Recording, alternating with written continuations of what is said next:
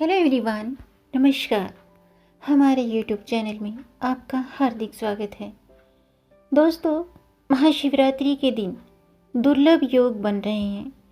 आज की वीडियो में मैं आपको बताऊंगी महाशिवरात्रि का शुभ मुहूर्त, पूजा विधि और महाशिवरात्रि की व्रत कथा। तो वीडियो शुरू करने से पहले आपसे अनुरोध है, अगर आप इस चैनल पर नए आए हैं और पहली बार आए हैं तो इस चैनल को सब्सक्राइब कर दीजिए और बेल आइकन बटन प्रेस कर दीजिए ताकि आने वाली वीडियो देख सकेंगे आप सबसे पहले। और जिन्होंने चैनल सब्सक्राइब कर दिया है उनका दिल से आभार, बहुत बहुत धन्यवाद।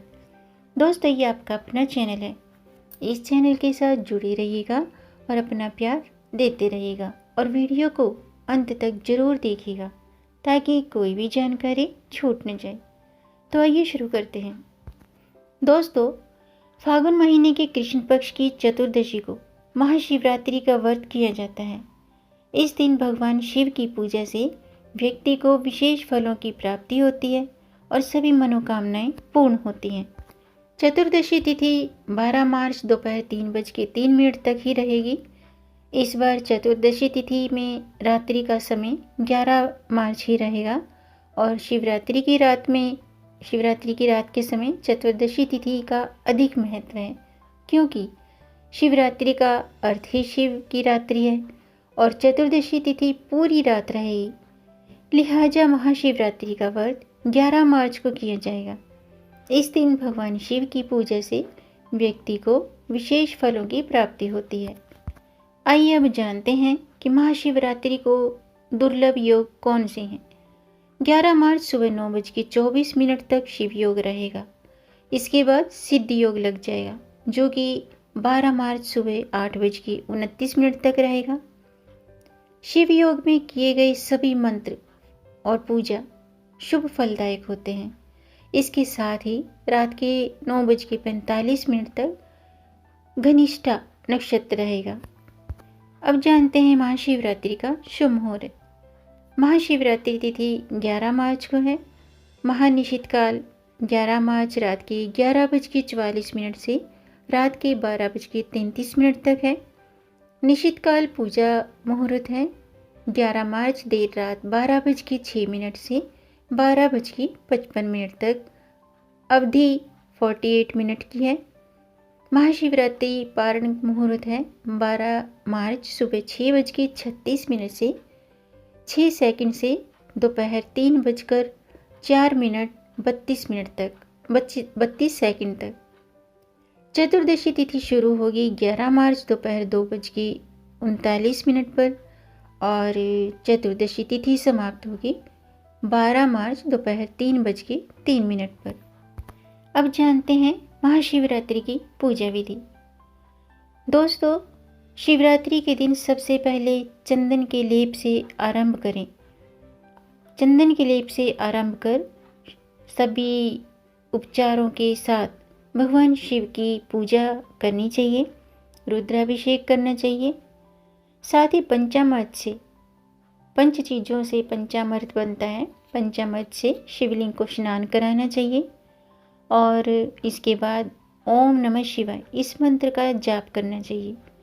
ये शिव मंत्र है और बहुत ही खास है, इस मंत्र का जाप करना चाहिए। साथ ही शिव पूजा के बाद गोबर के उपलों की अग्नि जलाकर तिल, चावल और घी की मिश्रित आहुति देनी चाहिए। इस तरह से होम के बाद किसी भी एक साबुत फल की भी आहुति दें। सामान्यतः लोग सूखे नारियल की आहुति देते हैं।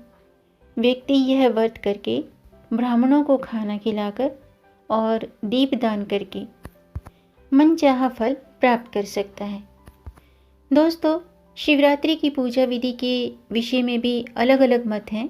सनातन धर्म के अनुसार शिवलिंग स्नान के लिए रात्रि के प्रथम पहर में दूध, दूसरे में दही, तीसरे में घृत और चौथे पहर में मधु यानी कि शहद से स्नान कराना चाहिए। चारों पहर में शिवलिंग स्नान के लिए मंत्र भी हैं।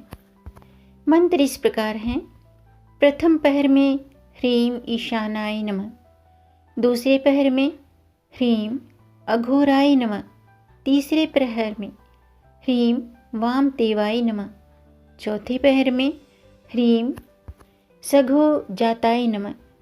इन मंत्रों का जाप करना चाहिए। शास्त्रों में ऐसा माना जाता है, ऐसा कहा गया है कि दूसरे, तीसरे और चौथे प्रहर में व्रती को पूजा, अर्घ्य, जप और कथा सुननी चाहिए और स्तोत्र का पाठ करना चाहिए। साथ ही प्रातःकाल अर्घ्य जल के साथ क्षमा मांगनी चाहिए। लेकिन व्यक्तिगत रूप से मेरा विश्वास क्षमा मांगने में नहीं है, क्योंकि क्षमा तो दूसरों से मांगी जाती है। मैंने तो खुद को शिव को अर्पित कर दिया है। आइए अब जानते हैं महाशिवरात्रि व्रत के पारण का समय।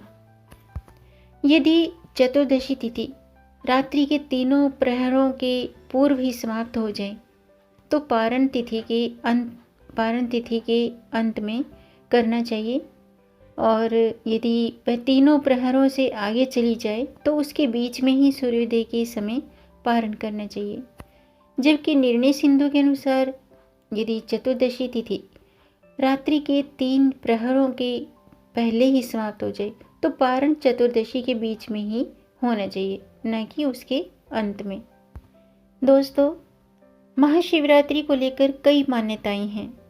फागुन कृष्ण पक्ष की चतुर्दशी को महानिशित काल में आदिदेव भगवान शिव करोड़ों सूर्यों के समान प्रभाव लिंग के रूप में प्रकट हुए थे।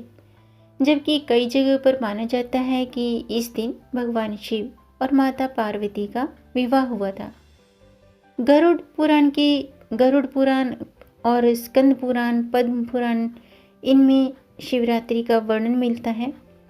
शिवरात्रि के दिन जो व्यक्ति बिल्व पत्तियों से भगवान शिव की पूजा करता है और रात के समय जाग कर भगवान शिव के मंत्रों का जाप करता है तो उसे भगवान शिव आनंद और मोक्ष प्रदान करते हैं। अब मैं महाशिवरात्रि व्रत की कथा शुरू करती हूँ, आप भी ध्यान से सुनिएगा। पौराणिक मान्यताओं के अनुसार प्राचीन काल में चित्रभानु नाम का एक शिकारी था। जानवरों की हत्या करके वह अपने परिवार को पालता था।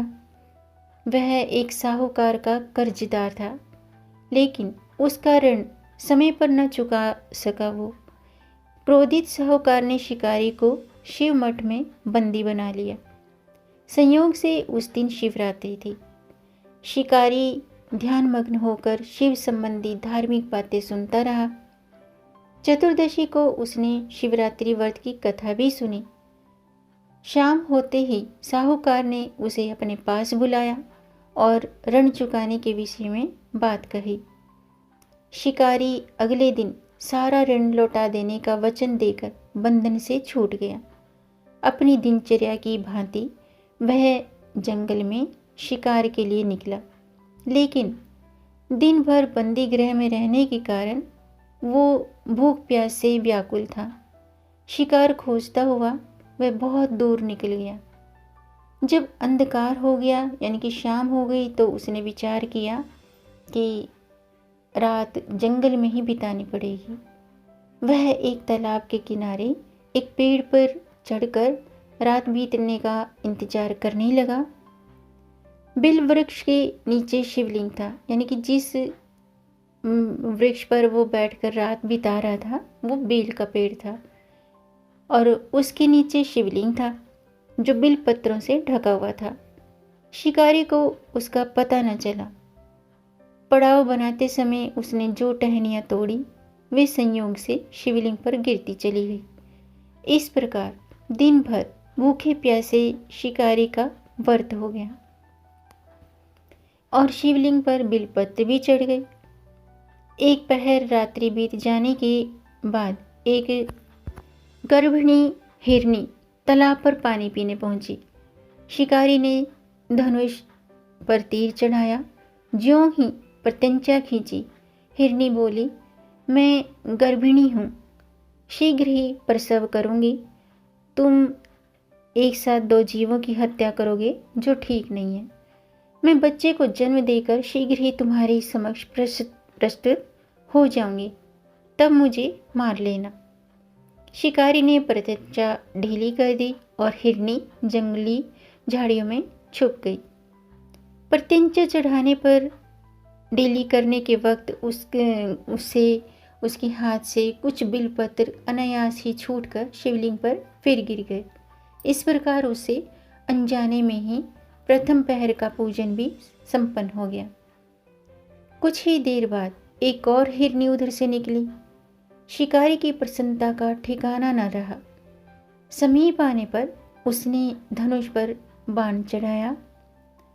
तब उसे देख करके हिरनी ने विनम्रतापूर्वक निवेदन किया कि हे शिकारी, मैं थोड़ी देर पहले ऋतु से निवृत्त हुई हूँ, कामातुर विरहिणी हूँ, अपने प्रिय की खोज में भटक रही हूँ। मैं अपने पति से मिलकर शीघ्र ही तुम्हारे पास आ जाऊंगी। शिकारी ने उसे भी जाने दिया। 2 बार शिकार को खोकर उसका माथा ठनका। वह चिंता में पड़ गया। रात्रि का आखिरी पहर बीत गया। इस बार भी धनुष से लगकर कुछ बेलपत्र शिवलिंग पर जा गिरे और दूसरे पहर का पूजन भी संपन्न हो गया। तभी एक हिरनी अपने बच्चों के साथ उधर से निकली। शिकारी के लिए ये स्वर्णिम अवसर था। उसने धनुष पर तीर चढ़ाने में देर न लगाई। वह तीर छोड़ने ही वाला था कि हिरनी बोली, हे शिकारी, मैं इन बच्चों को इनके पिता के हवाले करके लौट आऊंगी। इस समय मुझे मत मारो। शिकारी हंसा और बोला, सामने आए शिकार को छोड़ दूं? मैं ऐसा मूर्ख नहीं हूँ। इससे पहले मैं 2 बार अपना शिकार खो चुका हूँ। मेरे बच्चे भूख प्यास से व्यग्र हो रहे होंगे। उत्तर में हिरनी ने फिर कहा, जैसे तुम्हें अपने बच्चों की ममता सता रही है, ठीक वैसे मुझे भी। हे शिकारी, मेरा विश्वास करो, मैं इन्हें इनके पिता के पास छोड़कर तुरंत लौटने की प्रतिज्ञा करती हूँ। हिरनी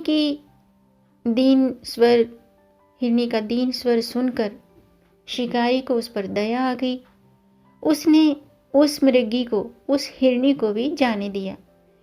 शिकार के अभाव में और भूख प्यास से व्याकुल शिकारी अनजाने में ही बेल वृक्ष पर बैठा बैठा बेलपत्र तोड़ तोड़ कर नीचे फेंकता जा रहा था और पौ फटने को हुई तो एक हृष्ट पृष्ठ मृग उसी रास्ते पर आया। शिकारी ने सोचा कि इसका शिकार वे अवश्य करेगा।